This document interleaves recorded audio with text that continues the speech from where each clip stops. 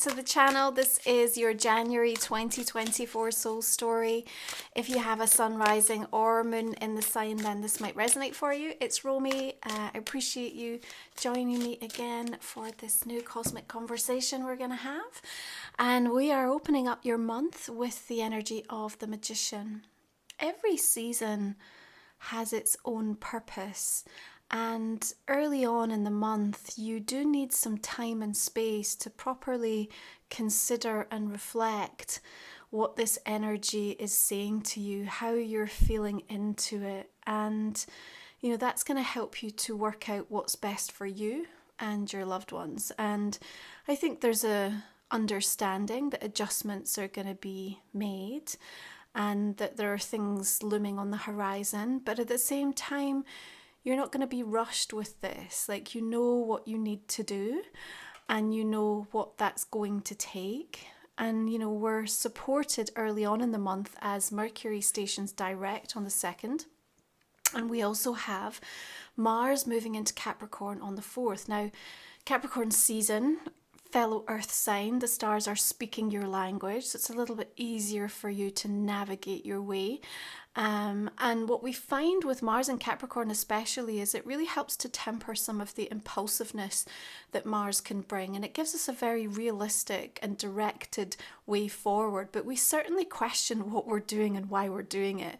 And because the Magician's opening up your reading, I do have a sense of, there's a lot that you're thinking about and in consideration over in that early part of January, but no big, full, firm decisions made until at least we arrive around the new moon on the 11th. That's when you'll feel just more able to share or to initiate something. And I think what's going to be really important is that people truly need to understand your terms when you do feel ready to share or to begin, or, something gets laid out around that new moon, because your terms are sacred. And they're not here for no reason. Yeah, they're absolutely reflective of all of the ways in which you've changed and what you've been through, what you're no longer willing to accept or tolerate. And, you really need to ensure that the communication of those terms is not coming from a place of justification, right? It's coming from a position of strength, because in fact, it's going to be able to allow you to fulfill obligations or to participate in something. And so it's in everybody's best interest is kind of what I'm picking up. Now, that new moon Capricorn coming in at 20 degrees, it also has some conversations going on with Neptune and Uranus, which means that we're seeking some freedom. And we're also having some really interesting, quite transcendent experiences around that time. Now, 2024 is a numerology 8 year, which means that there's a firm focus around our personal power and the development of that. And we do have this balance, this reward, this gain, this achievement when we come to the table with very specific and realistic expectations, knowing what it's going to take and the work that's involved. So we prosper through that strength and that determination, that depth of awareness, and also what we're prepared to do. We get out what we put in. But what we also have this year, as you consider what you went through the last 12 months, is this much more heightened spiritual awareness, this ability to harness and direct and work with your own intuition, your guidance system, your light body, developing gifts that are happening within you. And, the combination of those two is really powerful, and it does give you this strength and this resolve to say, well, you know what? Yes, I can open my eyes and fully look at something and acknowledge it and recognize it's not easy, or recognize the challenges or the difficulties that may feel like they're still ahead of me. But at the same time, I'm also anchored and aligned with this higher power, higher faith, deeper trust, deeper knowing. Yeah, so this is going to be helping you to feel more settled in yourself through this early month in the year. Now, that new moon, of course, you're going to be setting some powerful intentions. And as you consider your intentions, do make sure that, alongside that, we're looking at having a safe space to land. Being true to yourself, being present, using the gifts that you have, says the Magician, to help yourself and others. You know, maybe it's about allowing more meaningful connections, and also like saying that you're going to be super honest with yourself no matter how hard it gets. So alongside those, you know, more practical goals that you may be having in different areas, like just consider some of these themes and more that are going to properly facilitate and sort of help be the glue, if you like, that creates that really solid foundation for you to sort of build upon. The universe is going to react to you differently this month because you're responding differently. And what we want is for you to be super clear about the ways in which you have changed, and like notice it in your behavior, call it out in a positive way, celebrate it, acknowledge it, because that really supports you again in just kind of feeling like this is different. It doesn't have to be a repeat. It doesn't have to be the same old thing, even if there's some similar patterns that seem like they're emerging or they're still active in the early part of the month. Now we've got the Nine of Cups here, so there's something that you're really focused on through January that is directly connected to what's been on your mind and is very firmly rooted in your heart space. And you might have tried in lots of different ways to find some acceptance or let go or move on, or, you know, sort of come to the understanding that maybe this is not for me, maybe this is not the right time, and whatever way you tried to cut it, you know, it just kept bringing you back to this kind of, I still want it. So we need to pay attention to that. And we also need to remember that what you say about yourself this month is, you know, is shaping your tomorrows. Now, a lot's going to happen this year. And if you think back to 2023 January, what did you need to hear? Like, what would you have said to yourself in reflection, you know, when you closed out in December, that 12-month period? So have a think about that, and then see how that might, again, help to add to some of those intentions that you want to create around that new moon, or what you're willing to have a more open mind about, you know, or what's going to help you to stay strong and sort of feel continuously motivated or hopeful, or whatever that is. Okay, so just keep that in mind, like what you say to yourself about yourself this month. So important. Now, the day after the new moon in Capricorn, Juno, asteroid goddess, stations retrograde in Virgo, earth sign. She moved into the sign in October and has an extended stay here. And in the retrograde, we are being shown, things are revealing themselves, pertaining to agreements, partnerships, connections, relationships, marriages, all of these things that Juno rules over. And in Virgo, we can get a bit critical, and we can see things in a different light, and we can become a bit frustrated. And the interference energy, or the challenges, and certainly with the Three of Swords, some of the pain points that show up might feel a little bit jarring for you. Now, the point of this is that over the next few weeks, these are things that you get to work on, to resolve, to heal. And, you know, we no longer have that blind spot or that bypassing situation.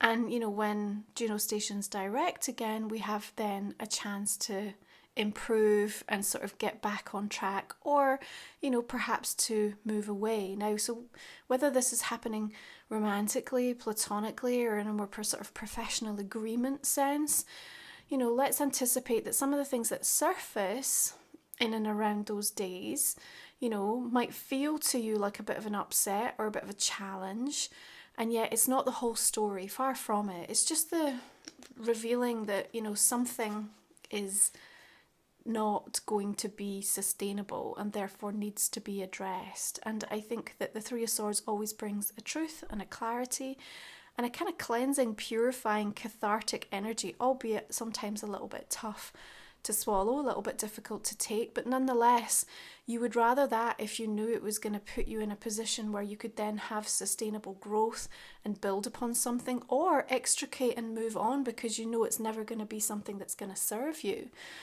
So this might give you the opportunity even to have a break clause or something, or, you know, a scenario where you're then discussing different types of options or solutions or possibilities. Now, Mercury goes into Capricorn on the 14th, so the fact that all of this energy is kind of coalescing in Earth, I do think will be helpful for you. It just means that there's not a huge amount of confusion happening.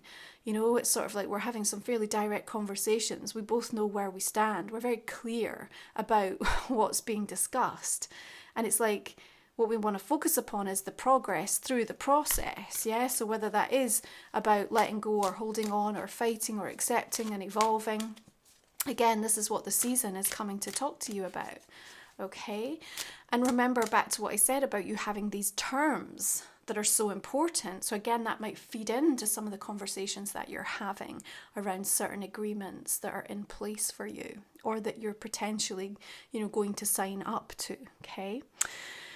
So there's something going on, I feel, as we sort of move slightly beyond that new moon and we're making our way towards Aquarius season on the 20th, where you're raising an eyebrow at some news, and it may not come as a huge shock, and it doesn't really seem to be sort of destabilizing you. So it couldn't, you know, suggest that this is not necessarily, you know, affecting you personally, directly, but nonetheless, it has you questioning a lot.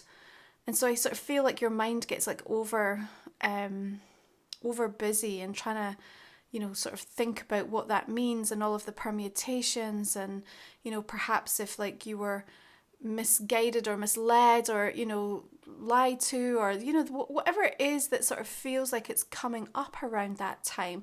Again, there might be something a little bit upsetting about it, but remember what I'm saying, it's not sort of stopping the rhythm here.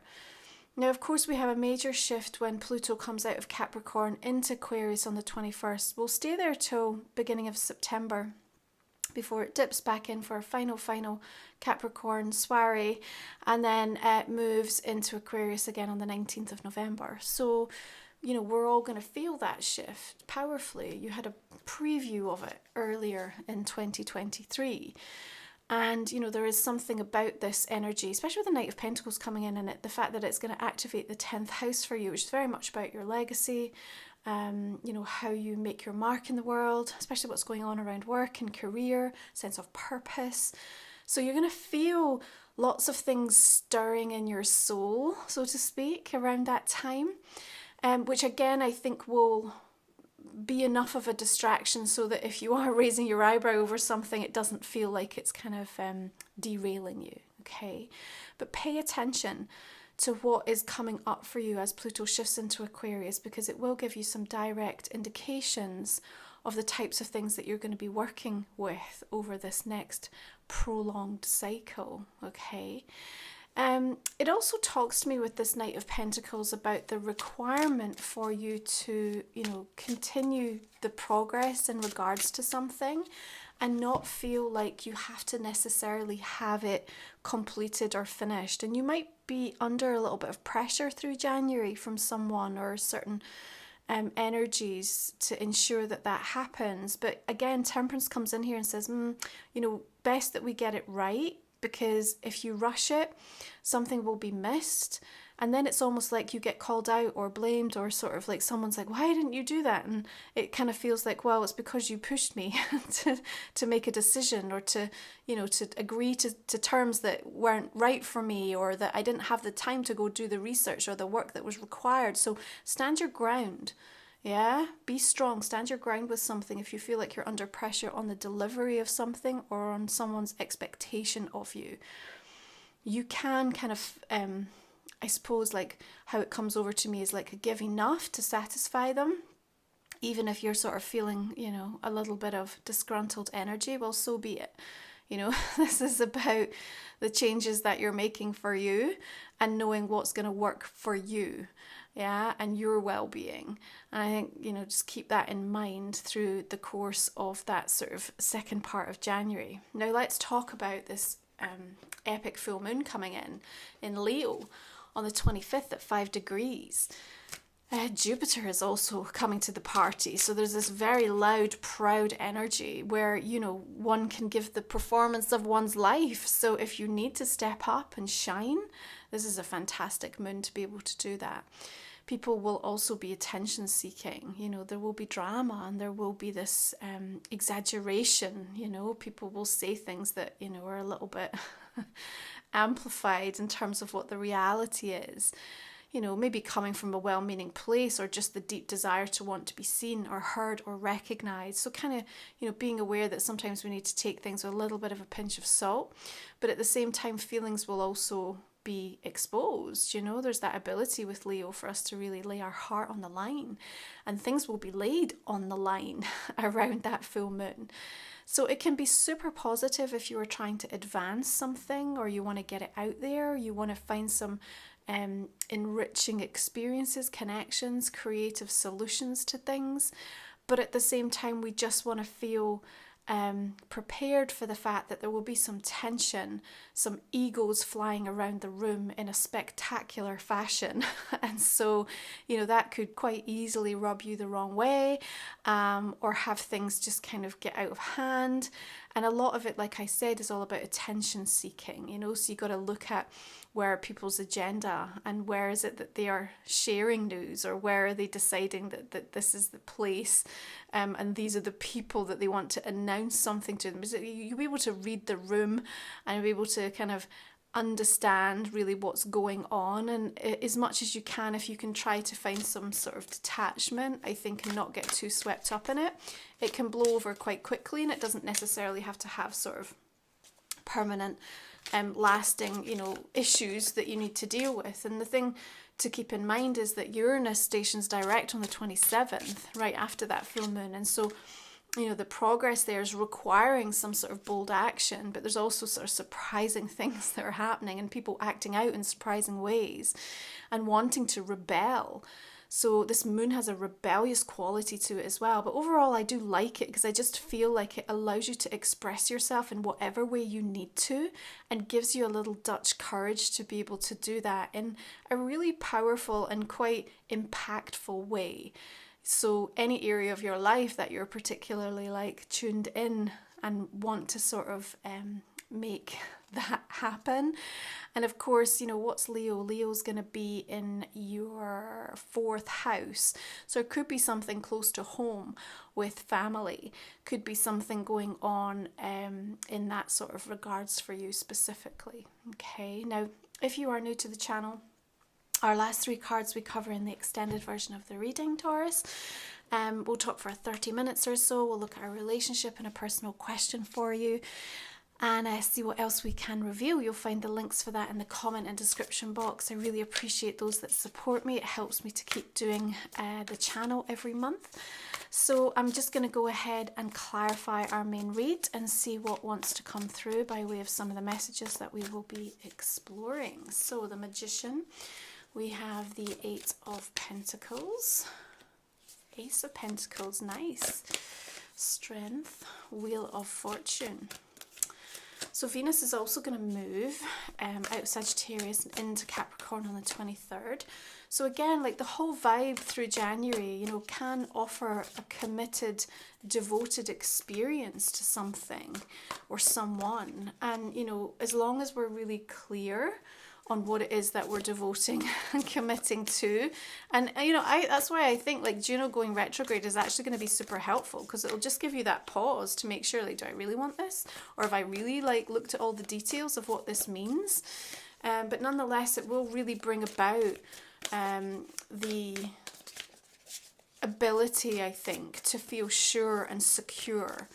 And to want to kind of make something more official. There's a very official feeling that kind of surfaces around that. Tower there. What else have we got? Let's add one more. High Priestess. Okay. All the decks I use are listed below. Taurus. Page of Cups. 4 of Wands. 8 of Swords. This is a month where it really is about what will it take for me to move from any kind of state of panic to peace, and then really understanding all of the things that need to happen for that to be, and as much as possible then being able to continue to put that in place. This is all about your terms and you kind of creating this powerful structure for yourself, yeah. We're going to have a look at some oracle cards. So this is Life Soul Vision, my own deck. So again, if you're new to the channel, please check these out over on my website. You'll see a preview of the full deck, along with details of my book, Moon Musings. So these sacred titles, they're here to support you on your soul journey, as is all my work. So please, if you resonate, have a moment to see how these vibe for you. We have Collective Heart, Maverick of the Light, Dancer of the Shadows. We've got Soothe Your Soul. Lots of nice gentle energies coming in for you. I like this. Coded Footprints. I kind of feel like for everyone, this is a month of sort of hustle and hibernation. And it's like, you know, we're in one extreme or the other. And we manage it, we balance it. It's just important to know in what moment you need to exercise either one of these particular approaches and experiences, you know. Okay. So a couple more oracle decks for Taurus for January. What do we have? Patience, okay, along with temperance, so something that we need to find some chill about. Okay, finally, abundance, lovely. Taurus, thank you for being here. I appreciate you so much. I hope you'll join me for the extended.